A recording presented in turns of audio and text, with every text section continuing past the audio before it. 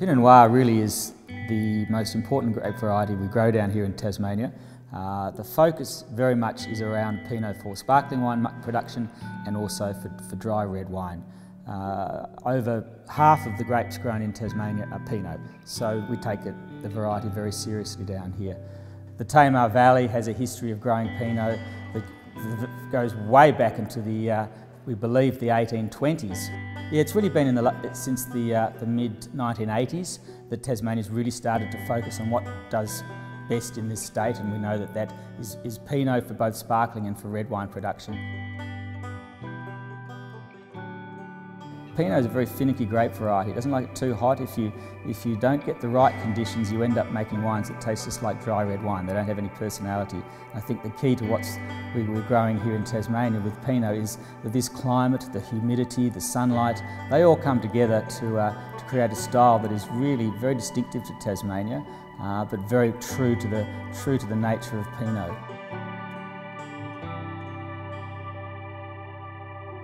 The aim for us from a Pinot Noir winemaking perspective is targeting an elegant and balanced wine, and most of that is done in the vineyard, basically growing grapes. So we're looking for a fruit ripeness and acid balance in the vineyard. Once we've got the grapes into the winery, we choose a portion of whole bunch to go into the fermenter, and this is top loaded into our open fermenters, and they're all about 5.5 tonnes. And that can be a percentage of either 5% upwards to 40% for us. And then we just destem the rest of the grapes in over the top. This gives us sort of green complexity to the finished wine. The natural yeast that are in the environment jump into those fermenters, and once we see activity in the fermenter of the grapes, we then warm the grapes up and we get that ferment going. Once it's fermenting strongly, we plunge the ferment 6 times a day.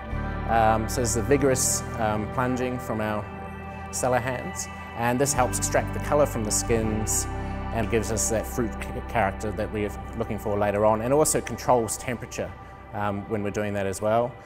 Because when things are fermenting strongly, they build up a solid cap at the top.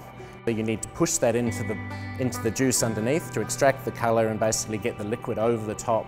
And then once it's dry, we press it off through our little basket press that we have, which just is basically matched to the size of the fermenters. We press it till dry into a tank, settle it for 24 hours and run that off to barrels, and we use about 30% new oak barrels here, all from France, with a selection of 1 to 2, 3-year-old oak as well with that. And then we let it sit till spring, and then we pull those selection of barrels out. They warm up, they go through malolactic fermentation, which again softens the acidity. After that we sulphur it and we have our finished wine. We then age it in those barrels for another 3 to 4 months and go through a selection process for creating the Tamar Ridge wine.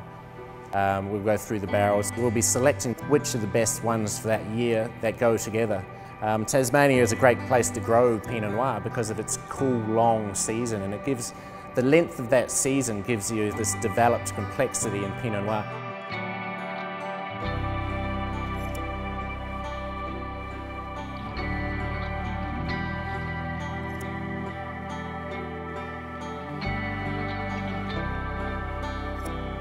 So it's really about very much that handcrafted, site-specific approach to winemaking, where we're looking for the individual characters of each little plot and then looking after that through the fermentation and the aging process, and then putting them together in the final blend. So that's really what makes the Tamar Ridge Pinot such a distinctive wine, and also gives it the ability to be consistently of a high quality, because we are doing all this work to make sure that we can capture these wonderful individual fruit characters.